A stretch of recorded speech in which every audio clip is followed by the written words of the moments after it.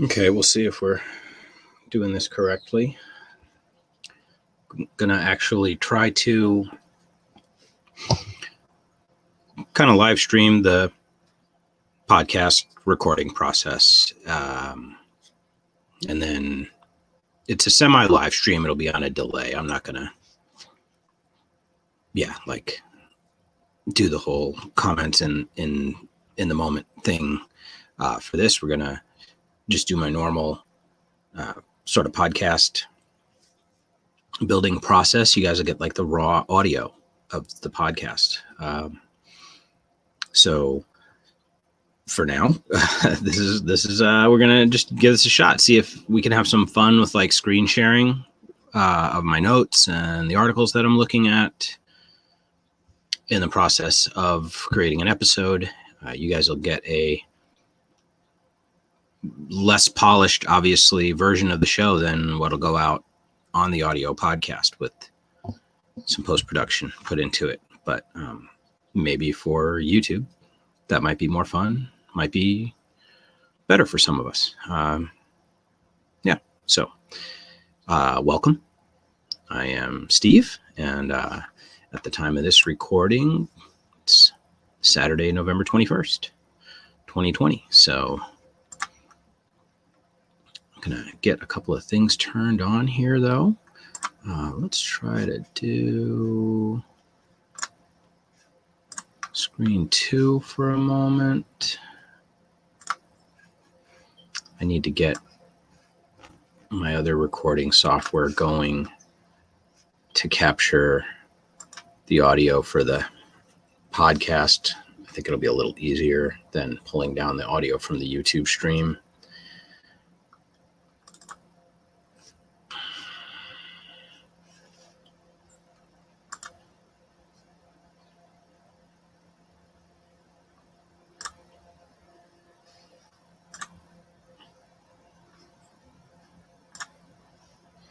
I got to do a little funny thing with Audacity here to make it recognize my microphone.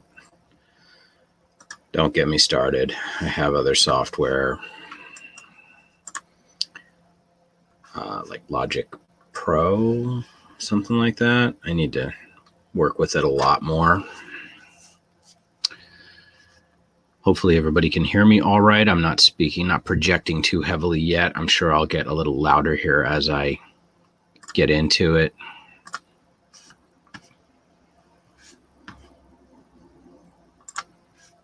And then let's make sure I don't lose track of my window. Here we go. Green bars mean Audacity can hear me. So we'll just start that, make sure that's going, doing its thing. Perfect. And let's drop that down for the moment.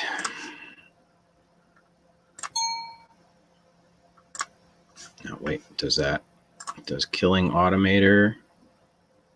It does. It kills Audacity. Don't kill Automator. I only did that because, well, I did that because I'm talking to you guys at the same time, and this is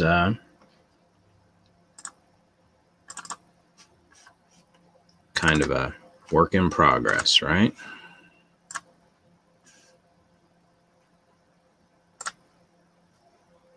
Let's get that back going again.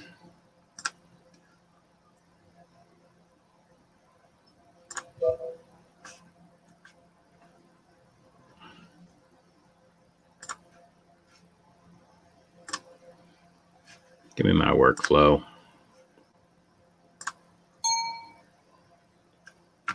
Oh, uh-oh. Let's see here. Oh, because Audacity's on. Audacity, you got to quit. You got to quit. Discard that project. We don't need it.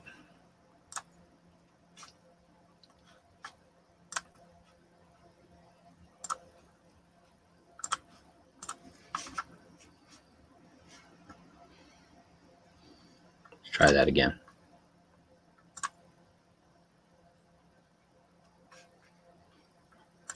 All right, she's coming back online. Monitoring, it can hear us. There we go. Now let's just gently, ever so gently, move Audacity out of the way this time. Right, everybody?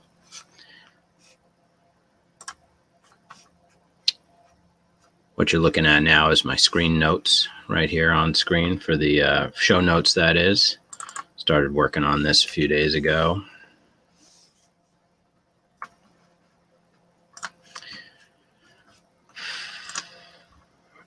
Got a few interesting matters to discuss on this episode of the podcast.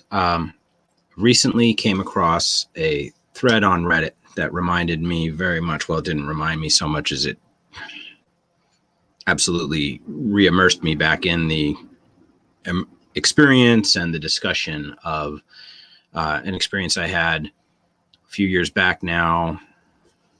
I want to say it was around 2008, so a ways back now, with a group called the Landmark Forum. Some of you may be familiar with it. Excuse me, bumped my mic stand there. It's been a while since you've caught me doing that.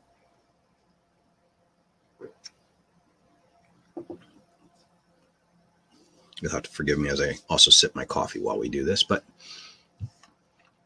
let me see if I can improve the font size for everybody a little bit for looking at that when we're looking at it on the screen here. As you can see here, I always give myself notes, intro, disclaimer. We smoke weed on the show. All right, YouTube, we've already age restricted the entire channel, so I don't know what more I can do there. I think I'm going to be keeping it to my avatar icon today anyway, not really going on camera with the smoking anyhow, but cannabis conspiracies and you since 2017. Baked and awake. So yeah, always be aware of that if you're listening at work, if you're, in mixed company, and you don't want the odd cannabis reference to make you look like a scoundrel to those in your immediate surroundings. Keep it in mind. I was going to say, let's discuss stuff about the coming year in terms of social media landscape, and how we're going to navigate that together, as a podcast, as people, as a community, as a, two-way interactive community. But I think we'll leave it for another day, really. I just don't have the energy for it. It's a tedious ass conversation, and it's depressing. Social media and what it's become and what we have to look forward to in the wake of, real-time fact checkers, etc. Warnings and labels being applied to people's posts, even really casual, joking posts, memes, and things. It's a lot to really try to digest meaningfully for anybody. So I don't know when we're going to go after it, but we'll talk about it soon, I'm sure. Okay. Before we jump into talking about the Landmark Forum, I recently appeared on my friend Josh Kincaid's Cannabis Club, the Chronic Club, the Talking Hedge is his podcast, a great cannabis business overview type podcast. Josh has an amazing insight into the industry, a lot of experience in the industry here in the Pacific Northwest and in the larger national and international markets, and provides great commentary on the state of the more business side of like legal cannabis these days. But we do a monthly Chronic Club. It's a newer activity that Josh has been coordinating. I appeared on his podcast a couple weeks back. Got a link in the description for this episode for you for that, or there certainly will be by the time this goes live on YouTube in a little while. And likewise, when it goes out as a podcast episode. But the Talking Hedge is Josh's podcast. We had a great chat and great conversation about CBD in this case, and we tried a CBD product that you can go and check out the episode if you want to know a little bit more about that. But, as an adult, lifelong cannabis user, I am definitely a person who these days, with the accessibility that CBD is becoming, is developing for CBD in concert with THC type products, this is something that's ever more interesting to me and ever more, something to look at for any of us who are looking to improve our health and live a healthier lifestyle and to have a more robust, fuller relationship with the cannabis plant. I think a lot of us are leaving a lot on the table by not integrating some CBD into our lives for treatment of chronic conditions of different sorts. We talked a lot about the complexity of the question of how do you know if it's effective or not? How do you know if you're getting your value for your dollar or not? Are we in fact getting our value for our dollar or not? These days, with what we are presented in the legal market as CBD products, is it therapeutic doses? Are they affordable? So it was a great conversation. I'm actually recording with Josh and the crew later this morning for another episode of the Cannabis Club. And I'm holding a cool looking hemp blunt from Blunt Royale here that I believe, and it's like a big twaxed fatty joint. Looks like a 2-grammer or something like that. It says it's a gram. Getting generous in my old age there, Blunt Royale. But anyway, a nice little twaxed sprinkled hemp wrap. Looks like it's packed pretty nicely with flour, so that should be a good experience. It should be fun. So yeah, check that out. Please go check out the Talking Hedge. Subscribe to Josh's podcast to get, and he puts it out both on podcast format as well as on YouTube. I think I'm providing you guys with the YouTube link.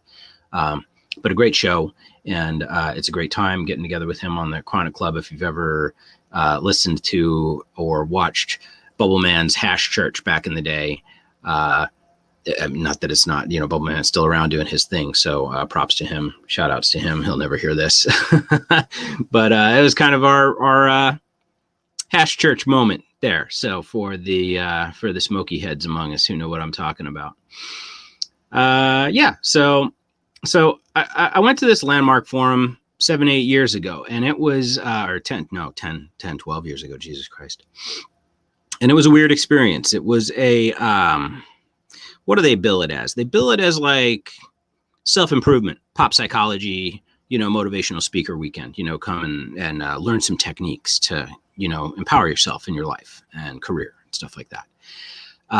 And I'm not going to rehash it super deeply here today, except to briefly take a peek at this Reddit thread and point you guys at it and give you a link to it. And then I'll actually refer you back to 2 episodes I did on this subject about my personal experience with this, because the reason why I bring it up is because the person who posted it made a almost direct connection, not only to Landmark Forum and Scientology, which I had heard before and was aware of, but to the Nexium Cult, which many of you should be very familiar with by now.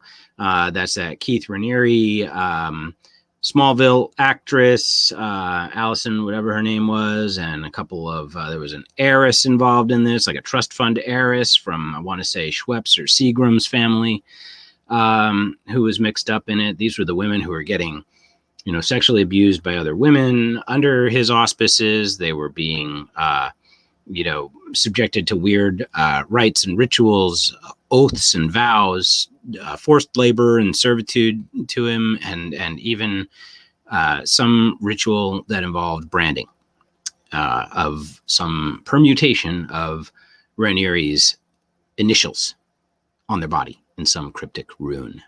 So all I could say is wow. to all of that. And, none of that is totally new to most of the folks who I expect are even remotely listening to this podcast these days. Let's click into that Reddit thread super briefly. So this was posted 10 days ago. The OP has a couple of off-color comments about the Landmark Forum volunteer who tried to pressure him to continue to stay involved in the forum after their initial introduction. Like, he attended a weekend seminar, not unlike the one that I did. And so what I'm doing is giving you this proviso as a form of warning that you're going to hear like very casual body shaming sort of tone in a couple of his comments in this post. But let's read the initial post, and I might scroll down to read one or two other, or highlights out of one or two other of the replies to this post, not focusing on his tone deafness socially, because the other commenters definitely did that and sort of straightened him out on that. So we don't need to take him to task on that right here. Not that worried about it. But here we go. The Landmark Forum is a cult. I recently went to the Landmark Forum course after doing the Landmark Forum introduction. Again, this is like basically the exact thing that I went through. I definitely knew prior to participating in both that I wanted to document and share my experience. However, didn't know where to post. Two other subreddits crossed my mind. To begin, I need to be very clear. I did not want to do the course or the introduction and did not pay for the course. My boss, who holds places in other areas of my life, encouraged, pressured, and advised me to. This is key to the Landmark Forum approach. It's really deeply entrenched in corporate America and is used internally in a lot of companies. I'm talking like Fortune 500 companies. Some of them fuck with this. No joke. And so managers and CEOs and stuff are frequently the ones who are pushing this in their own internal organizations. It's a big way Landmark gets new enrollment. The Landmark Forum shares their course syllabus, times, and content on their own website. Their, quote, transparency is another step to luring you in. I can confirm that even in 2008, I checked out their website before I attended the class after being initially invited to go by my father-in-law. Main detail points, 3 days, 9 a.m. to 10 p.m. Okay, read that again. 3 days, 9 a.m. to 10 p.m. So you're going from Friday, you got to take like Friday off of work, or if you have a job, you know what I mean? You go on all day Friday till 10 p.m. You go home and go to bed. You come back and go right back on Saturday, 9 a.m. to 10 p.m. Same thing Sunday. They say here, this is said to keep the momentum. Breaks every few hours. Next, they ask you to start putting their taught methods into action. And if you return early from break, staff will begin conversations about anything forum related, mainly to ask about the actions you took in your break, during your break. So your break is not a break, as he points out. And these breaks are, 15 minutes here, 20 minutes there. I think you get an hour for lunch in the middle of this all. They tell you to sleep well.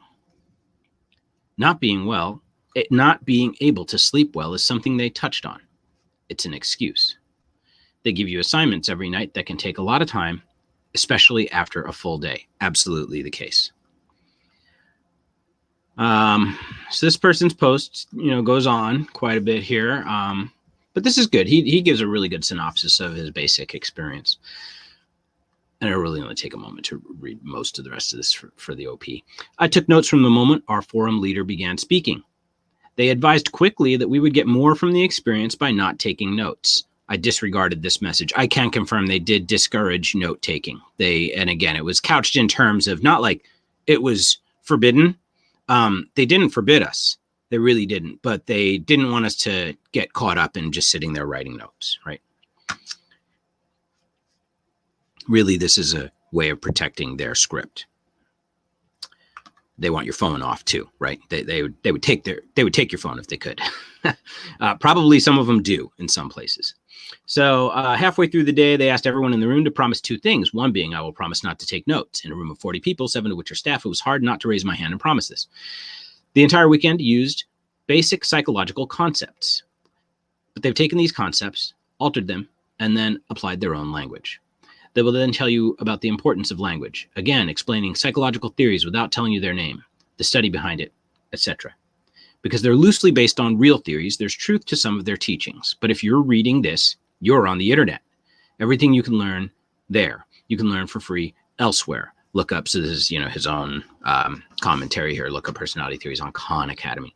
We are not a cult, quote unquote. They made a point of saying this, but I think it made themselves appear desperate. Whilst, quote, convincing everyone they weren't a cult, a common tactic is asking questions that elicit a yes, which is done over and over.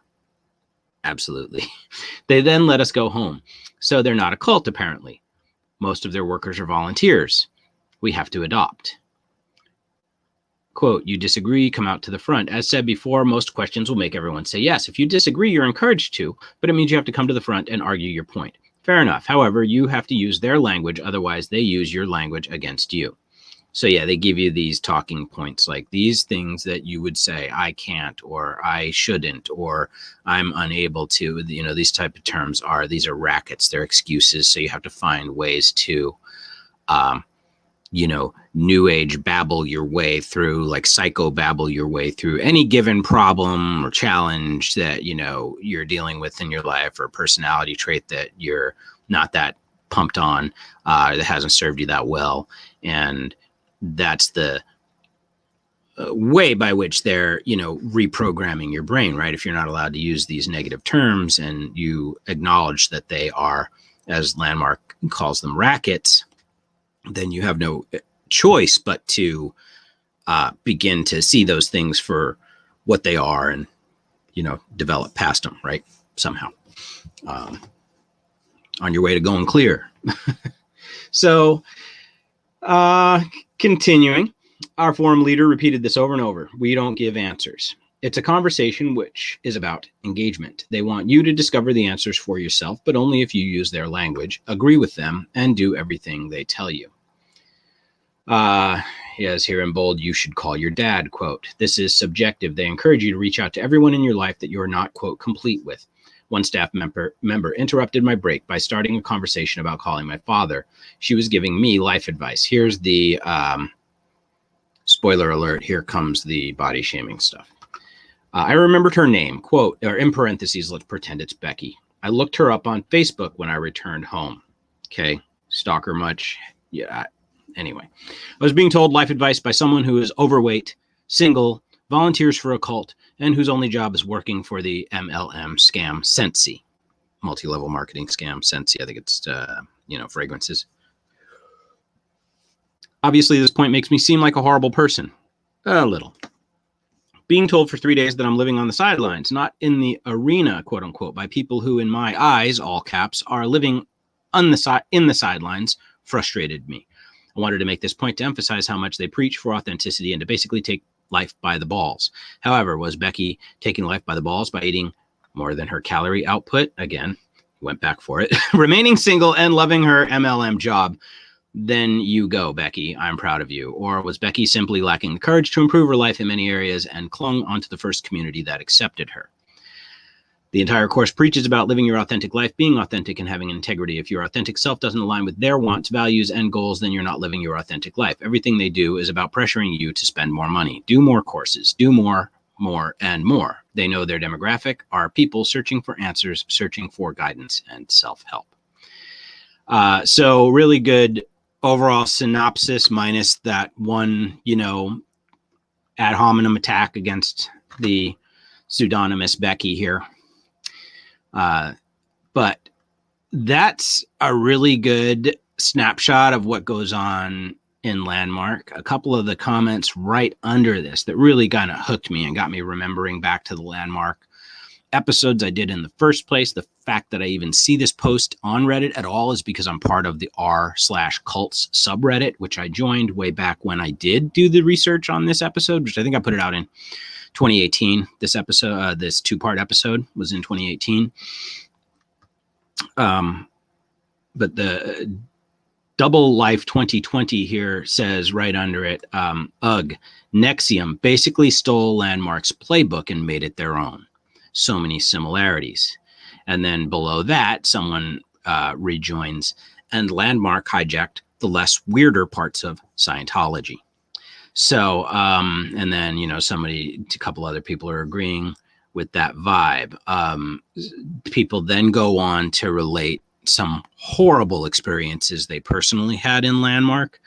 I relate my own story about what I went through in the episode. So if this is of any interest to you at all and you want to hear my story about it, go back and check those episodes out.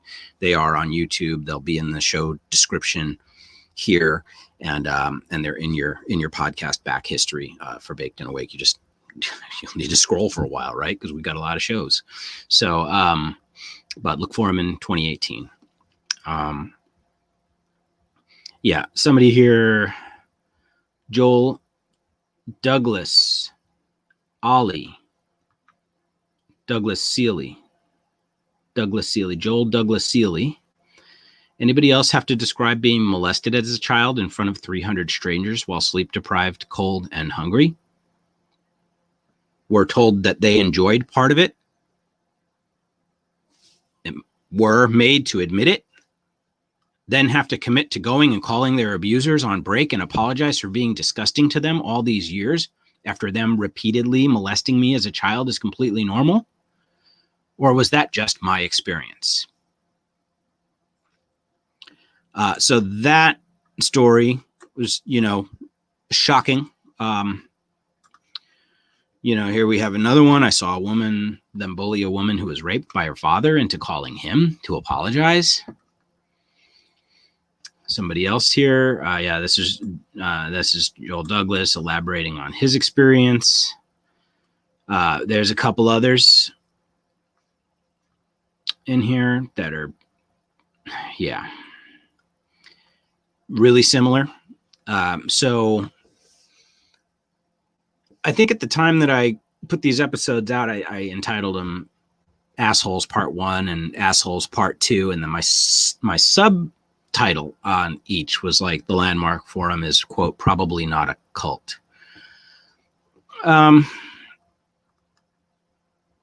In the 2 years since I made that podcast, I've come to believe it's more of a cult than I was willing to characterize it at the time. The episodes I did on this, Part 1 and Part 2, I feel are some of my best, actual closest thing to a journalistic work at all, of any kind here, on Baked and Awake, because it's not a conspiracy, it's personal experience. And a friend of mine from Instagram who still follows me to this day and who we're both active in, tracking each other on social, caught wind of me doing the episode back when I was working on it and told me, DM'd me at the time. He's like, bro, I'm going like this weekend to Landmark, And I was like, will you, share your thoughts? Will you share your experiences? Not only did he agree to do so, he did so, and recorded 2 really great audio clips for me of his own state of mind after going through the experience. So, absolutely fantastic experience, great independent, third party sort of corroboration and, just like that extra color of another point of view being added to that podcast. And the conversation, I feel, is an important one, that of the cultish nature of groups such as this. Please, I hope you guys find it as fascinating as I do and want to check it out. The thread has a lot of replies to it. I'm linking to the thread here in the show notes for you as well. I've got a detailed comment in there myself. Somebody here, Petite Pantoufles. Yeah, Petites Pantoufles. I hope I did that some justice. commented here, they're actually a 21st century spin-off of a culty 70s group known as EST. That's Earhart Seminars Training. I go into that in some detail in my background on the Landmark Forum in my own episodes, so I won't, read this whole comment here. Suffice to say, it doesn't get a lot weirder than this. If you've got personal experience with Landmark, I would love for you to comment on this video and tell me what you know, what you went through, to the extent that you're comfortable. If there's enough interest in re-exploring this in detail, and especially if I have anybody who wants to, help come to the conversation with their own personal experience, especially if you did the advanced courses, which are like the next level after you go through a 3-day weekend with the introduction program to Landmark. That would be big. That would be really big. I don't think I've really talked to anybody who's gone through the advanced courses and is willing to talk about it. So there you go. Landmark Forum is probably a cult. Okay, that's what's up. So there's the link to the Landmark Forum as a cult thread. There's my Assholes Part 1 and Assholes Part 2 links. In addition, on that Reddit thread, someone linked us to this, which is a archive.org re-upload, like preserved upload of a French documentary called Voyage des Nouveaux Gurus. And it is all about Landmark, and I believe it was taken down due to litigation by Landmark. So not unlike Scientology and other groups who seek to protect their public persona, Landmark has had some success in squelching negative online commentary about them, especially stuff on broadcast television. So I admit I've yet to watch this. I've got it like open, queued up, and the first few seconds of it were played and paused in a separate window of mine.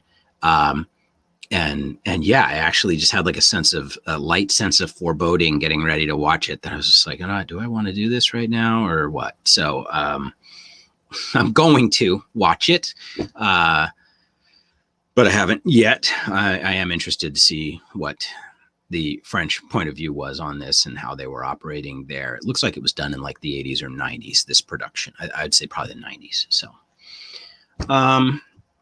yeah, so we're going to look at something else here in just a second too, but let me get my helper tabs over here. Let's go back to our notes. Let's close that tab that we're done with. Yeah, if you guys don't know it, I get a lot of my news from Reddit. I get a lot of my news from right over here on Slashdot. Those are probably my two favorite ways of letting news bubble to me in a way that feels less like weirdly curated. I don't know. I'm sure that's an absolute delusion on my part. And yeah, help me if you can. I'm always doing my best, but that's what I've got to work with. So yeah, that was Reddit. Now we're going over here to Slashdot real quick. And I'm going to back up from this story itself to go back to the search function on Slashdot here. And I'm literally just going to search the term deepfake.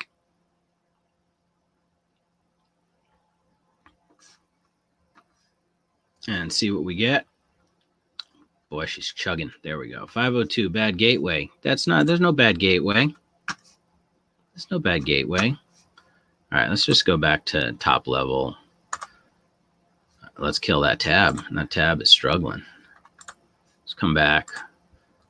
Slashdot, you coming up, or are you under DDoS right now? You gonna fail me right in the middle of my recording?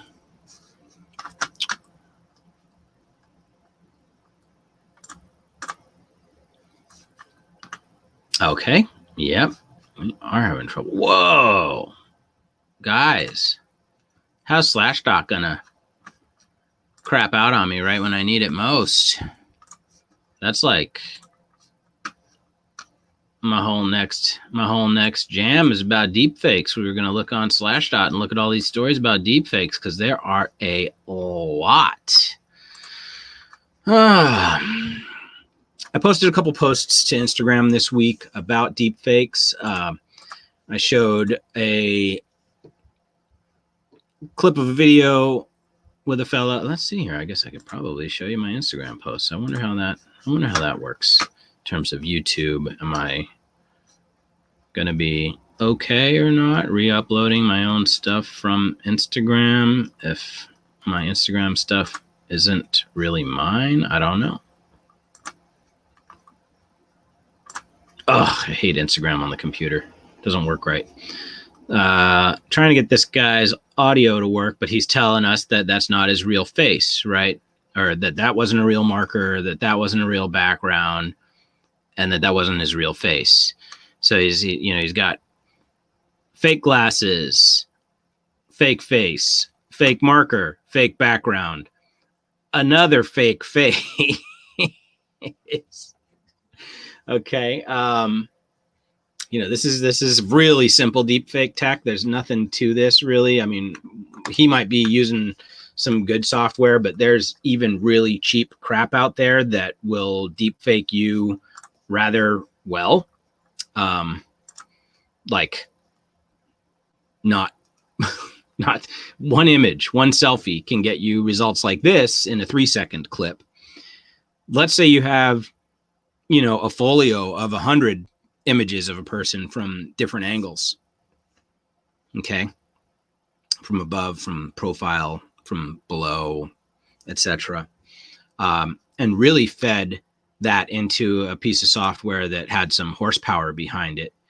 How closely do you suppose, those people could be mapped onto characters? This is the Reface app that I'm using, knowing that this app is like harvesting my data and my images and doing God knows what with it. I'm pretty sure the Reface app was a Russian company that people were all up in arms over. I can't get the audio, just doesn't work on PC for me on Instagram. It's probably better, frankly. So like if you're watching this, we're looking at Zuckerberg testifying before Congress like earlier this week, right? And the guy in this video, follow me on Instagram, Baked and Awake. You can see and listen to these posts there and get the full audio. You can comment there. I'm just as active on Instagram as I am here on YouTube. But he's pointing out that Zuckerberg's entire forehead is fucking pulsating. It is twitching up here, right above his eye. There it goes. Freckles moving. The freckles fade in and fade out of clarity as well. They literally disappear. Okay.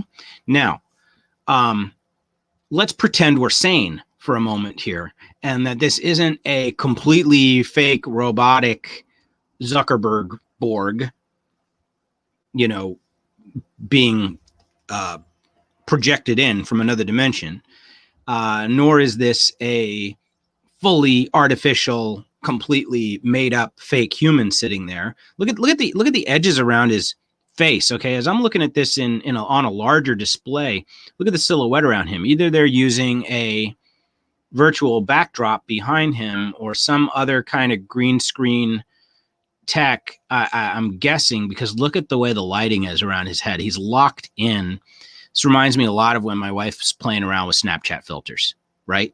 So this is what I was going to say. Pretend we're sane right now and not conspiracy theorists. Maybe he's using a Snapchat filter to look healthier, look, alert and have glossy skin or some shit. Maybe. Maybe that's what we're looking at here. I don't know. I love this clip though. My point here, and what my caption says on the side here, is, what did I tell you the other day about undisclosed deepfakes making their way into the wild? So this is what I'm saying. Whether it's a Snapchat filter or not, it's a deepfake that is being presented with no commentary or warning to us.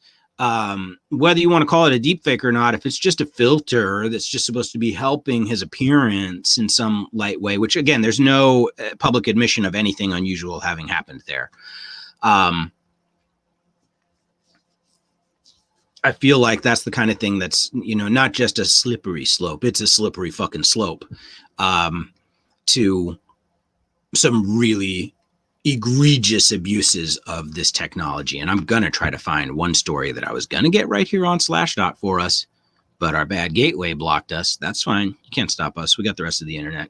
I'm going to find one story about India and their recent elections and someone intentionally using a deepfake of an entire video of them speaking a language that they don't actually speak to appeal to the Hindi speaking population in their part of the country to win their election. So here's another post that I put out on Instagram. You guys are getting this content instead of the Slashdot list of stories that I was going to show you, which is basically a list of like 20 different notable, interesting, scary stories about deepfakes that have been posted to Slashdot in the last 12 months alone. So this post, however, my younger niece sent over to me after she saw some of my first posts about this. And I love that that young lady pays such great attention to her kooky old uncle that she would bother to take the time out of her day to send me this, which was a great post she found from a account called Learn.Machine Learning. So these guys are about that, deep learning, AI tech type stuff and tracking on it and talking about it on their Instagram feed. Here is a list of deepfake examples, just to take them at like hyperspeed. Obama calls, and every one of these is known deepfakes. They were presented as deepfakes. None of these were really, see, actually halfway down this list, we're about to see that they're again, what's the watchword? Undisclosed deepfakes. Okay, let's read the list. Deepfake examples. Barack Obama called Donald Trump a complete dipshit. Okay. Mark Zuckerberg bragged about having total control of billions of people's stolen data. Jon Snow's moving apology for the dismal ending to Game of Thrones. I heard about this one when it went out. I didn't see it. I'm not a Game of Thrones guy, so I didn't end up watching that one, but I saw some other people posting like little light comments about that. Princess Leia remastered again. I believe they used deepfake tech on for Carrie Fisher's face for parts of the last movie appearance of hers, right? Just to finish the movie because she died during production, right? So they already used it in a practical application in a major Hollywood movie, right? Donald Trump joins Breaking Bad. Nancy Pelosi slowed down. This was real. This was done and aired on, I want to say, Fox. And they slowed her down to make her sound like she had suffered a stroke or some shit. Slurred speech and everything. And they just presented it as if it was completely normal. So that's a little bit more subtle than a full-blown deepfake of her. I don't know if they also use deepfake tech to make her look a little messed up at the same time. That would be a good clip to try to find. I think it's been mostly squelched. Donald Trump lectures Belgium.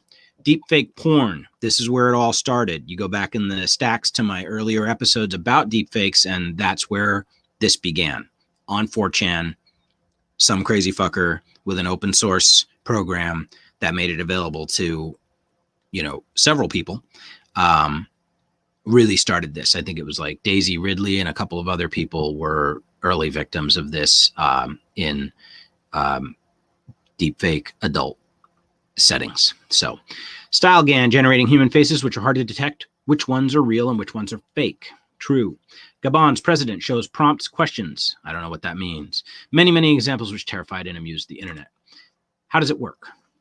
One way is to use encoder and decoder model. Another way is to make deepfakes. Uses what's called a generative adversarial network, or GAN.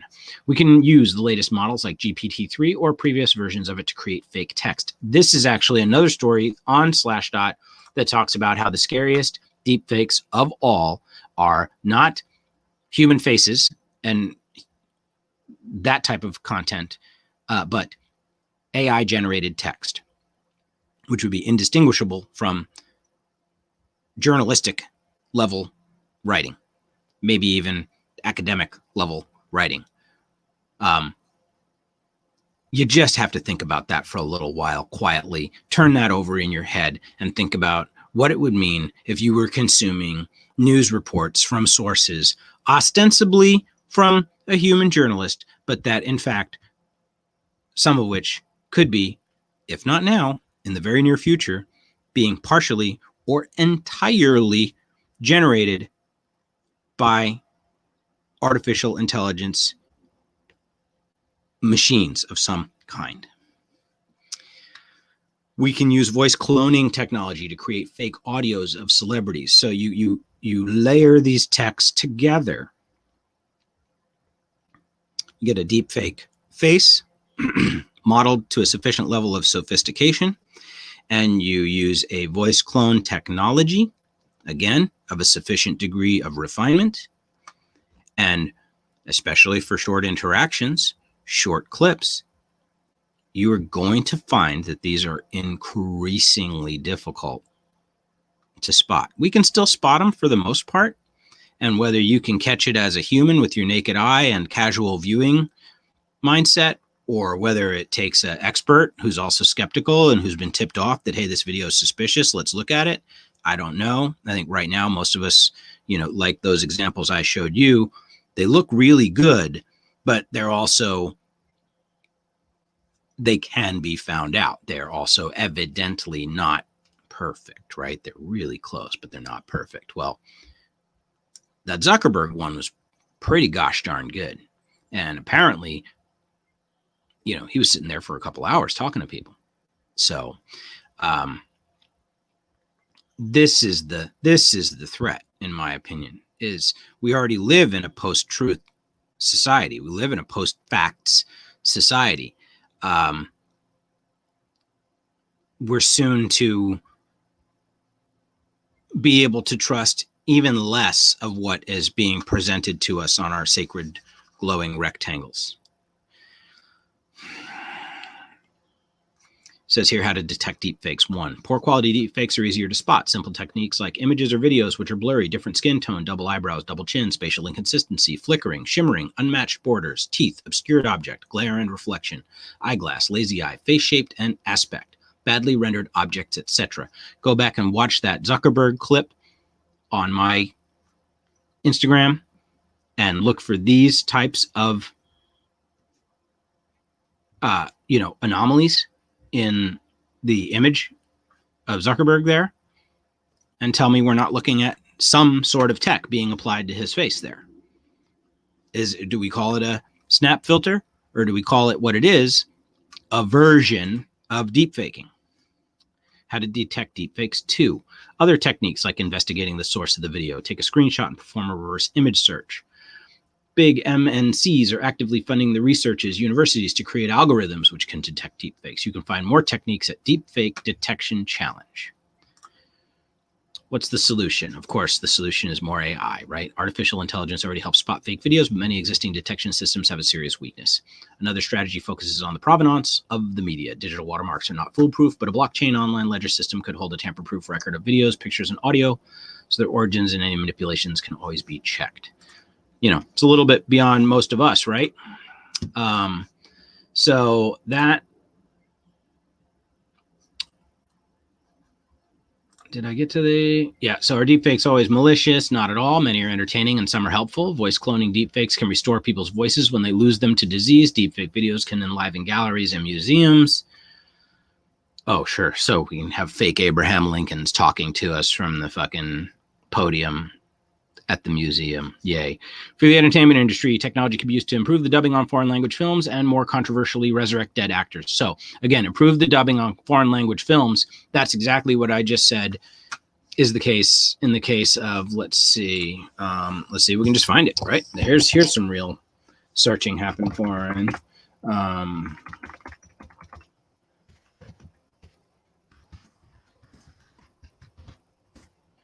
Uses deepfake video. Let's see what we get. Yep, there we go.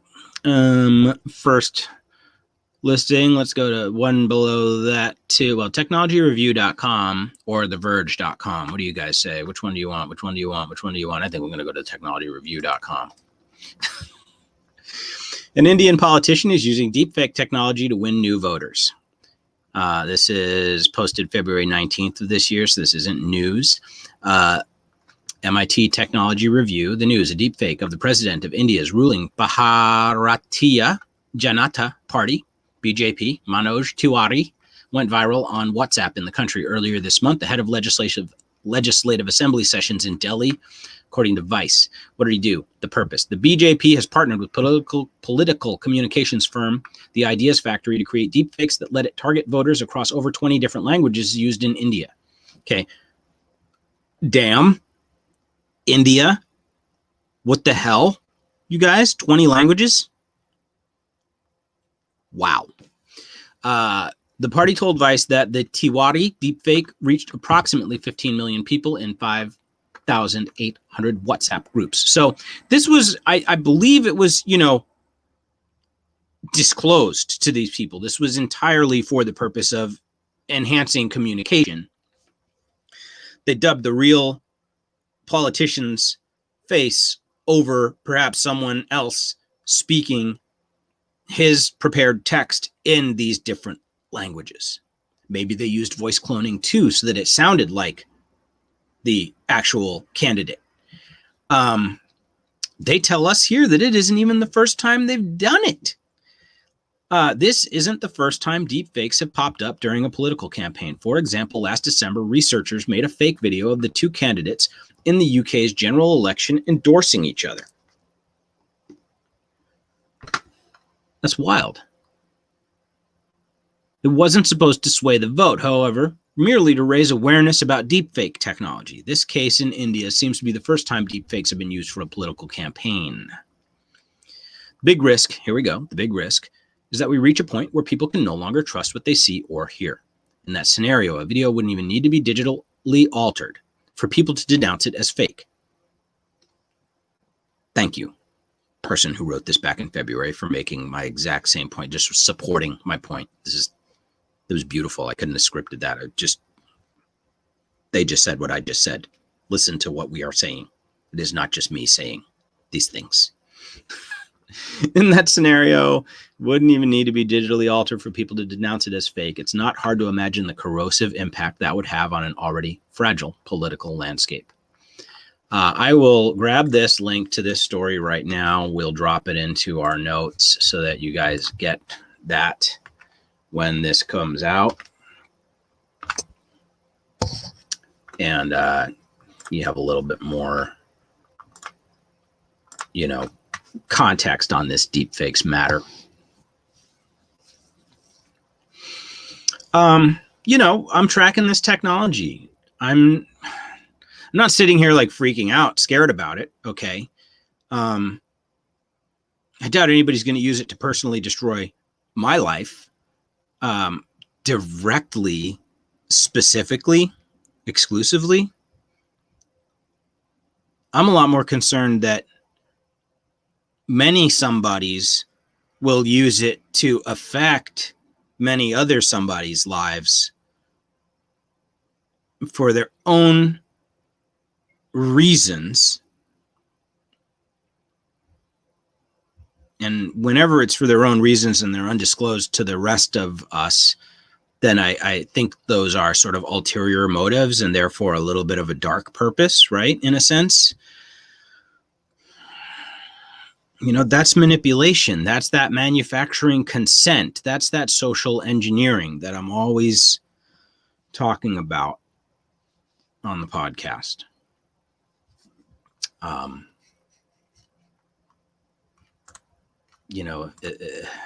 If that makes sense. So,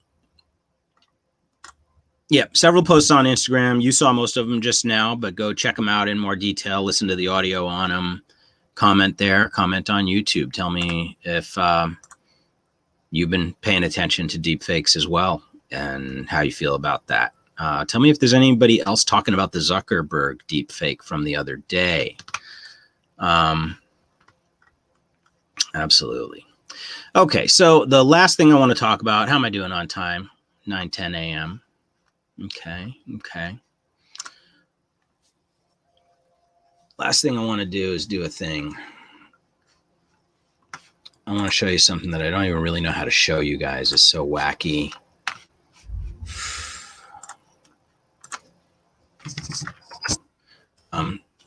Tell you what.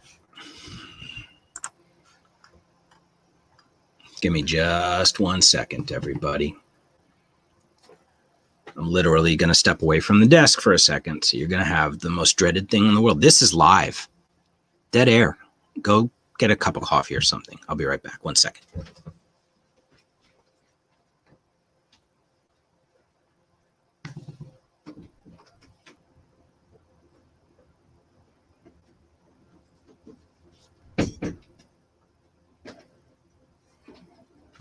All right, that wasn't so bad, was it? I'm back. All right, we're back. What was that? 2 minutes? You guys all turned it off, didn't you? You all turned it off. There's nobody left. Well, if there's anybody left, we're going to talk about the craziest thing I've found on YouTube in years.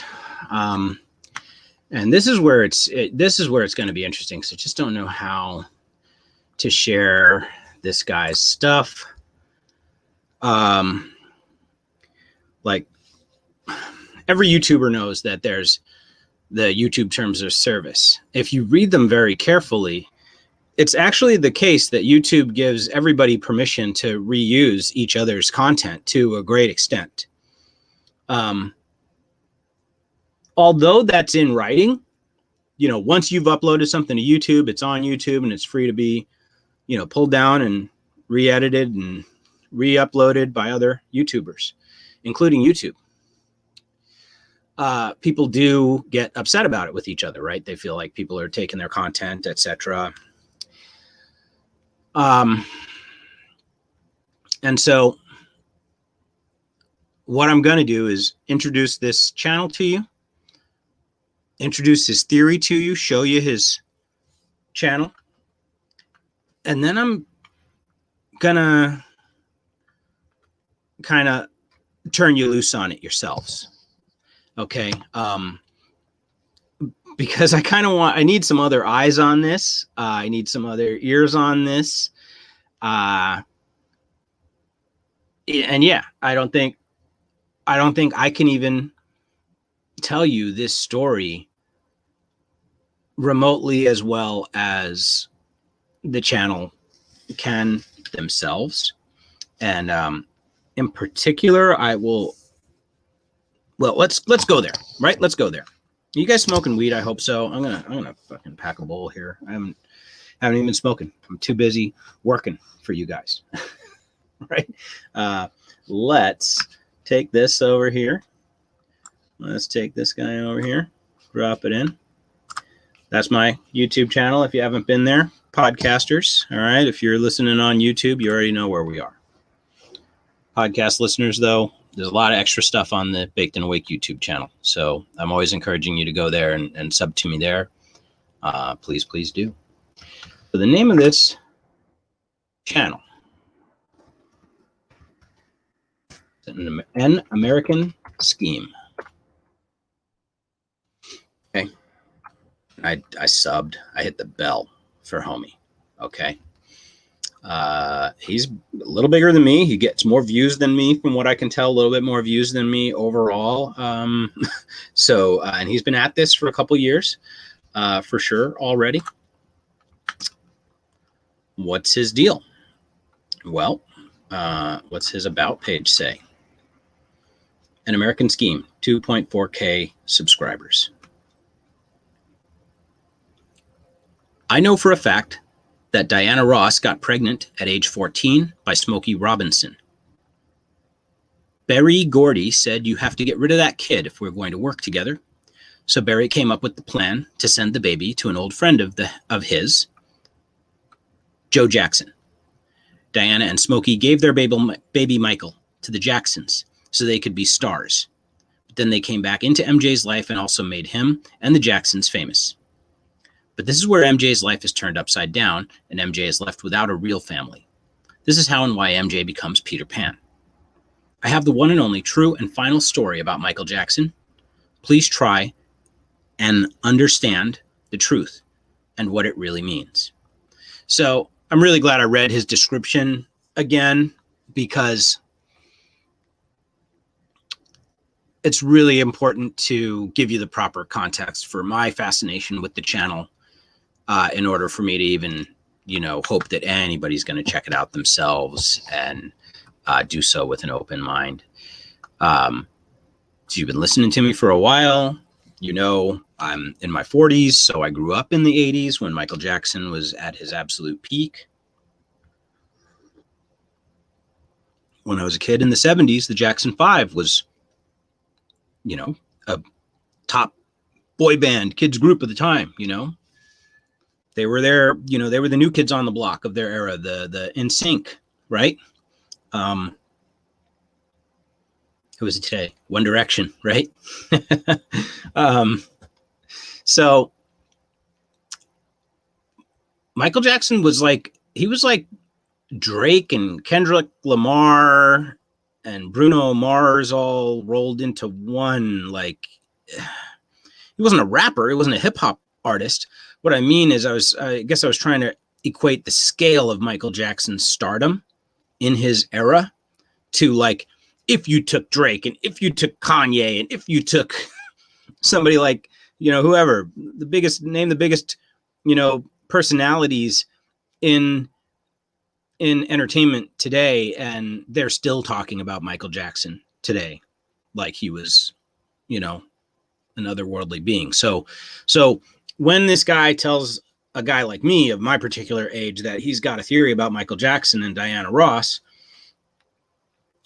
and then goes on to do many videos about this, okay, let's click over to his videos tab. You're going to pause and listen. You're going to check it out. So, have I watched every single one of his videos? Absolutely not. In fact, these devolved, and see, look I'm going down a big old wall of videos here, right? These devolved at a certain point into some weirdness that I still haven't fully parsed. I mean, I'm still going down here, right? Great thumbnails on a lot of these, but you don't always get big clips. I would definitely recommend that you approach this channel in a specific way, probably the way I have, which is you go back to the beginning. Michael Jackson is Obi-Wan Kenobi, part 1, part 2. Look at his great thumbnail on these. Wow, those are absolutely awesome. Diana Ross and Michael Jackson, same eyes. So here's what's up. All right, here's what's really up. His description was great. His About Me tab was great, right? That told us what his theory is.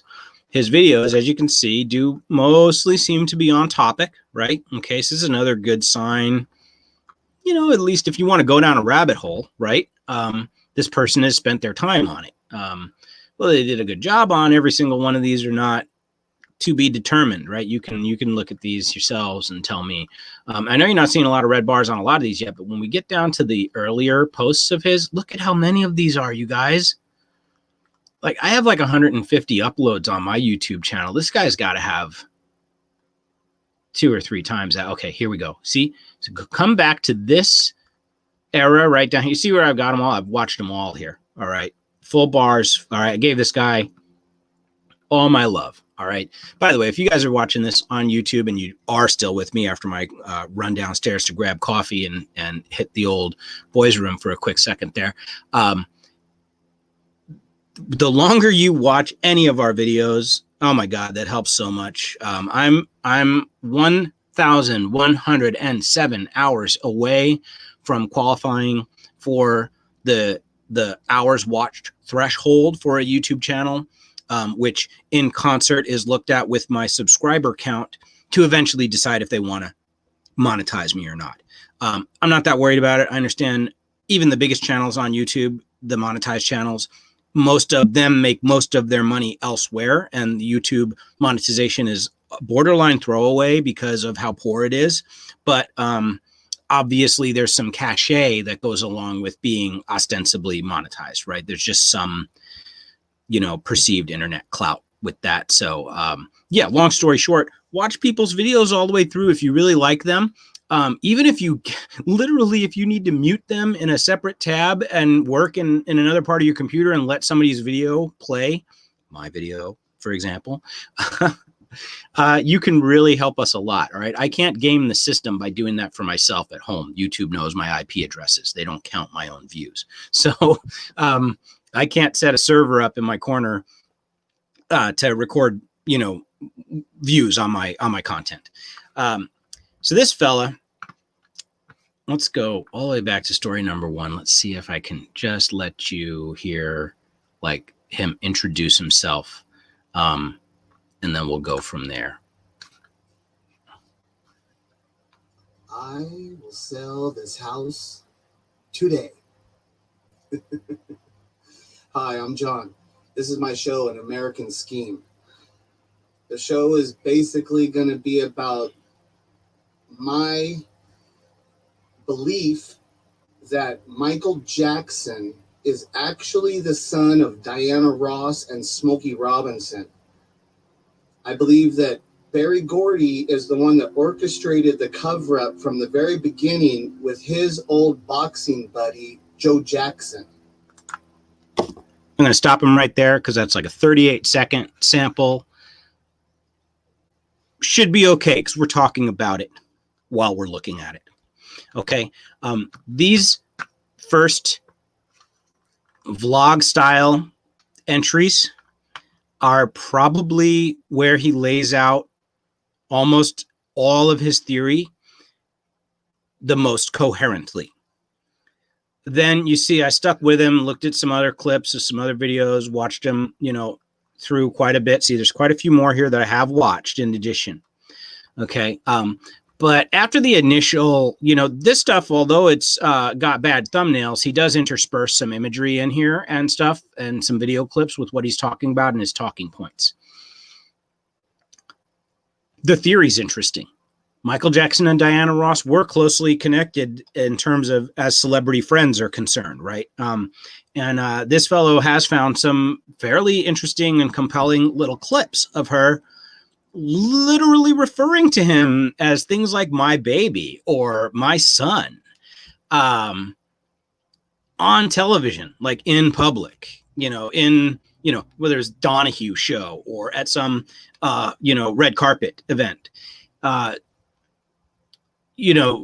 things that aren't incontrovertible or irrefutable or couldn't have been taken out of context. But, anybody who remembers Michael Jackson knows there was a recent documentary about him that kind of reintroduced his story to the whole world. What was it? Finding Neverland, right? I need to watch that. I frankly would like to watch that. This guy died under weird circumstances. There was conspiracies surrounding his death. There were conspiracies surrounding him during his life and where his kids came from and where his marriage is a sham. Was he, involved with children in totally inappropriate ways? Hence the Neverland documentary, right? A lot of the world thinks Michael Jackson was a pedophile. This guy goes back and forth between defending Michael's honor and in other ways at times, like totally attacking him. That My Michael Jackson Story, number 1, the introduction clip. Please, God, watch that one if you watch no other. And if that doesn't hook you, I don't know what will. And then as you get further in, you're going to see he gets more and more animated. He gets fired up. He does conjecture a lot, right? Which we all do as conspiracy theorists, as, fringe topic researchers. Where I think our friend John goes wrong is he does get animated in his videos. He does address comments that he's received on his videos in the comments section. And he does address quite frequently reactions to his content that have come from other YouTube creators, most of whom are, specifically, I guess, other Michael Jackson, like fan type accounts. Michael Trapson being one. I think he's a Michael Jackson impersonator and performer. Here's another clip thumbnail featuring Trapson. This kid here, I think, is River Gibbs. That's another big Michael Jackson fan community kid personality. So the problem here is that our boy John has an interesting theory that does have some holes in it and relies on a lot of what can be said to be circumstantial evidence and a marked lack of like heavy documentation. But dang it, if he doesn't get you in the first half with his theory, the problem comes when anybody questions him. He comes back at them guns blazing and with some like hilarious shit in the comments. Now, a lot of his videos got nothing on them, right? Look, there's no comment, one comment, and it's like hidden, I think. Let's see if we can we see this one? Yep. You aren't, you're just fucking porn. So Rocket Gaming HD, really great with the coherent comment there. Let's see if we can find any comment interaction with homie and his audience. Let's go like 6, part 3. Let's look on part 3. Did he have comments on this one? No. This is John. Okay, let's go back. One of these has a bunch on it. Oh, yeah. I'm John, and this is my show, An American Scheme. This is going to be episode 7. I'm going to be talking about Michael Jackson's first 2 children, Prince and Paris. Are you a Gemini? No, I'm a gangster. LOL. Biological children. Hey, sorry, John. I'm talking about your comments right now. We can't listen to your voice. No, I'm a gangster. LOL. Takes one to know one. So more frequently, John is found to say things in. Okay, this is one that's absolutely crazy. Now about to witness the strength of street knowledge. Hi, I'm John. This is my show, An American Scheme, where I am proving that Diana Ross is Michael Jackson's actual mother. John then proceeds to wear that hat, unironically, in that orientation on his head for the next 14 minutes and 39 seconds while he gets increasingly fired up about his subject matter and his detractors. Let's drop down to the comments really briefly. He listens to Michael Jackson conspiracy theories and not the truth! Exclamation part points many. Boo. Reply, I'm most likely true. Da da da da da. Let's see here. Okay, this is not even street knowledge. It's just pure ignorance. And Michael explained what Billie Jean was about in an interview. Duh. An American Scheme. Like MJ ever told the real truth. LOL. Let's see. That wasn't too bad. Let's see. See this. If this was all he did in terms of replying to comments, he would be absolutely fine. Okay, somebody's like, you know, this or that. I think they initially replied interesting. And then somebody gives a deeper Billie Jean synopsis, right? But what did he say down here? He's like, my explanation gets better later. Street knowledge. MJ did not know Diana was his mother until MJ was 10. MJ is just what MJ would say about girls for the public. Okay, so these are like some of the last coherent replies. This guy, okay, there's more. Here we go. Let's see. Where is he? It's true. Eat it. Right? So that's somebody like, you know, I don't like your theory. It's true. Eat it. When you really hear the words of Billie Jean, it's there. Let's see. You just stated an opinion and called it a fact, loser. That's how stupid you are. And now we're starting to get a little bit of the, you know, the vibe. I mean, he's under attack. He's feeling defensive. I get it. No, you just stupid. LOL. That's American Scheme again. Well, if you know Diana Ross, no, that's what it is then. So he, OMG, you think a real artist would ever explain his art to you stupid fans? Get a clue, loser. Exclamation point, exclamation point. But you are a perfect loser to Stanley.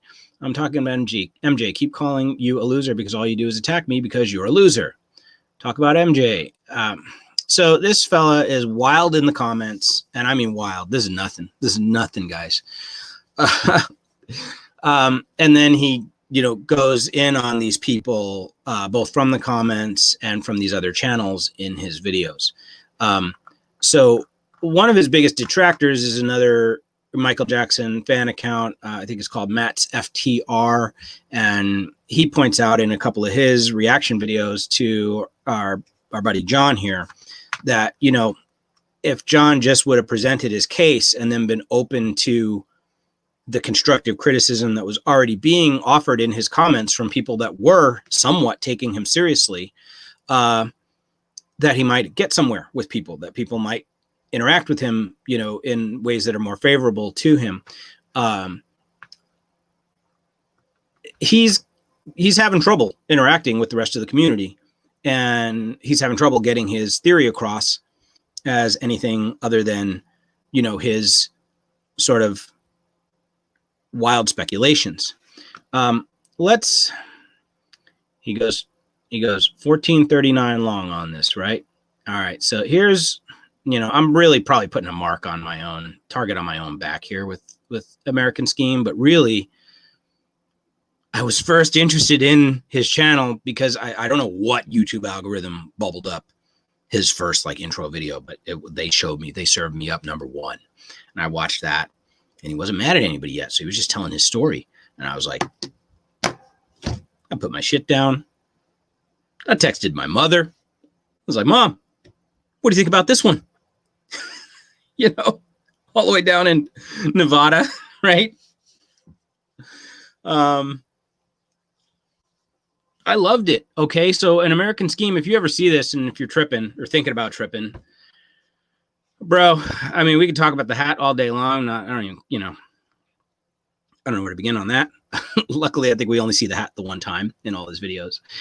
He cut a lot of flack for it in the comments, but I really liked your theory initially, okay? I just don't know how to deal with a guy who wigs on everybody in his comments and then does these reaction videos to other people's channels and gets super irate with them for like critiquing your theory. I kind of think he's got something here if only he could steer clear of like the self-sabotage aspect. What do I mean by that? Well, let's see how he ended this video, and we'll pretty much wrap it there, right, for this live stream. And I'll hope that YouTube doesn't take this down. Let's give another like 30 seconds of him right at the end here. Get ready. Diana Ross, are you Michael Jackson's mother? This fucking crazy wacko on the internet is saying he can prove that he knows for sure. He says, you guys got nothing. I am fully on willing to slander the shit out of Barry Gordy, Joe Jackson, Katherine Jackson, Smokey Robinson, Diana Ross. Fuck all of you motherfuckers. I know exactly what the fuck has happened. I'm here now. This fucking shit is coming out. Fuck all of you.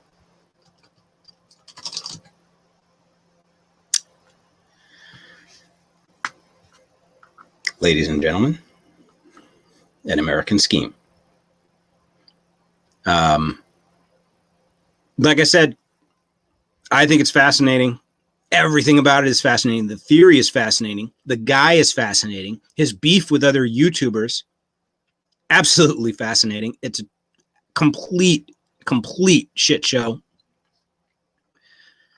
I can't get enough of it. I am going back in and watching more of this guy's videos. Don't think I'm not for a moment. He put something out like yesterday. Okay, he's current. This guy is active right now, you guys. What I don't need my audience to do, I love you all. And if you made it this far into the broadcast, I know that you guys are my real audience. Let's not go brigading his comments and being like, oh yeah, Bacon Awake sent me. You're just as much of a kook as he said. You know, nothing of that sort. If anything, you know, go in, do what I did, watch the content, start at the beginning,